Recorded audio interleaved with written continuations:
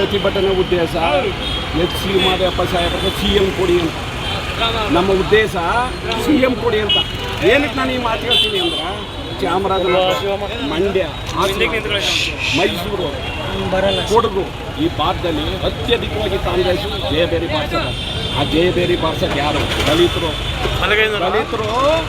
ಇವತ್ತು ಓಟ್ ಹಾಕಿರೋದ್ರಿಂದ ಕಾಂಗ್ರೆಸ್ ಮುನ್ನಡೆ, ಇಲ್ಲಾಂದರೆ ಯಾವತ್ತೂ ಹಿನ್ನಡೆ ಆಗೋದು ಕಾಂಗ್ರೆಸ್. ನಾವು ಸಿದ್ದರಾಮಯ್ಯ ಅವ್ರಿಗೆ ನೇರಾಗಿ ಹೇಳ್ತೀವಿ, 40 ವರ್ಷ ಸುದೀರ್ಘ ರಾಜಕಾರಣದಲ್ಲಿ ಮಾದೇವಪ್ಪ ಸಾಹೇಬ್ರು ಇನ್ನು ಹೆಜ್ಜೆಗಿಟ್ಟವ್ರ.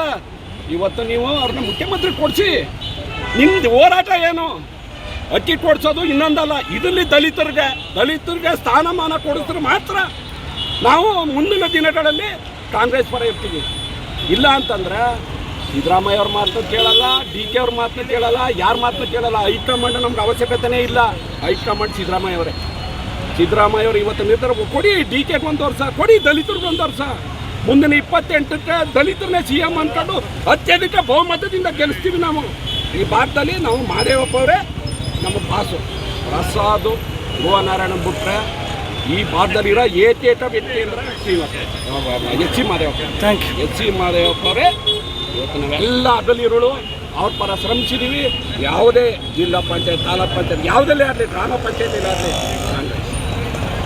ಕಾಂಗ್ರೆಸ್ ಇವತ್ತು ಅದ ಅಂದ್ರೆ ಸಿದ್ದರಾಮಯ್ಯ ಎಚ್ಚೆತ್ತಬೇಕು. ದಲಿತರನ್ನ ಯಾವತ್ತಾರೋ ಕಡೆಗಣಿಸ್ತಾರೆ, ಮುಂದೊಂದು ದಿನ ಪಶ್ಚಾತ್ತಾಪ ಪಡ್ಬೇಕಾಯ್ತಂತ ಈ ಸಂದರ್ಭದಲ್ಲಿ. ಸೊ ಏನಾಗ್ಬೇಕು ಸರ್ ಮಾದೇವಪ್ಪ ಅವ್ರಿಗೆ? ಏನಾಗಬೇಕು? ಮುಖ್ಯಮಂತ್ರಿನೇ ಕೊಡಿ ಸ್ವಾಮಿ. ಮುಖ್ಯಮಂತ್ರಿ CLP ಲೀಡರ್ 1 ವರ್ಷ ಕೊಡಿ ಸ್ವಾಮಿ. ನೆಕ್ಸ್ಟು ಏನು ಅಗ್ರಿಮೆಂಟ್ ಮಾಡ್ಕೊಂಡಿದ್ದಾರೆ ನೀವು? ಆದರೆ ದಲಿತರು ಈ ಕರ್ನಾಟಕ ರಾಜ್ಯದಲ್ಲಿ ದಲಿತರ ಬೆಲೆನೇ ಇಲ್ವಾ? ಬರೀ ಓಟಿಗೆ ಮಾತ್ರ ನಾವು ಓಟ್ ಕೊಡಿ. 40 ವರ್ಷ ಸುದೀರ್ಘವಾದ ರಾಜಕಾರಣ ಮಾಡಿರೋಂಥ ಮಾದೇವಪ್ಪ ಏನು ಕಪ್ಪು ಚುಕ್ಕೆ ಇದ್ದು?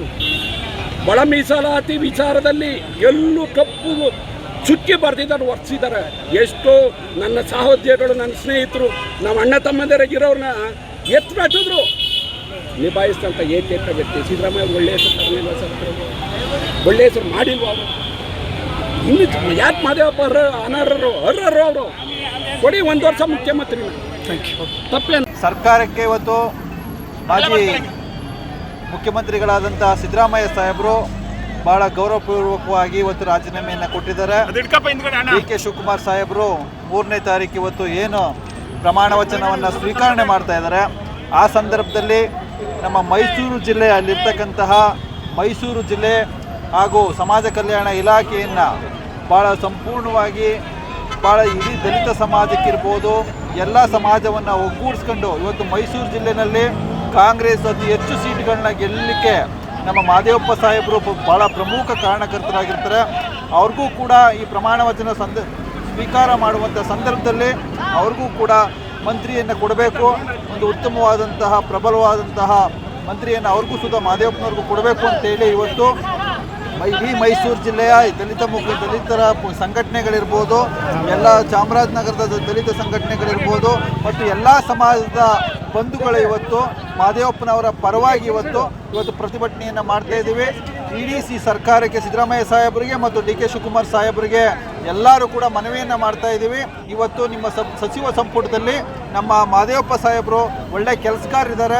ಅವರ ಎಲ್ಲ ಕೆಲಸ ಕಾರ್ಯಗಳಿರ್ಬೋದು, ಅವರ ಸ್ವಂತ ವೈಯಕ್ತಿಕ ಜೀವನ ಅನ್ನೋದಕ್ಕಿಂತ ಹೆಚ್ಚಾಗಿ ಸಮಾಜದ ಒಳಿತಿಗಾಗಿ ಕೆಲಸ ಮಾಡ್ತಕ್ಕಂತಹ ಒಬ್ಬ ಮಹಾನ್ ನಾಯಕರನ್ನು ಇವತ್ತು ಸಚಿವ ಸಂಪುಟದಲ್ಲಿ ಇರಬೇಕು ಅನ್ನೋದು ನಮ್ಮೆಲ್ಲರ ಒತ್ತಾಯವನ್ನು ನಾವು ಮಾಡ್ತಾ ಇದ್ದೀವಿ.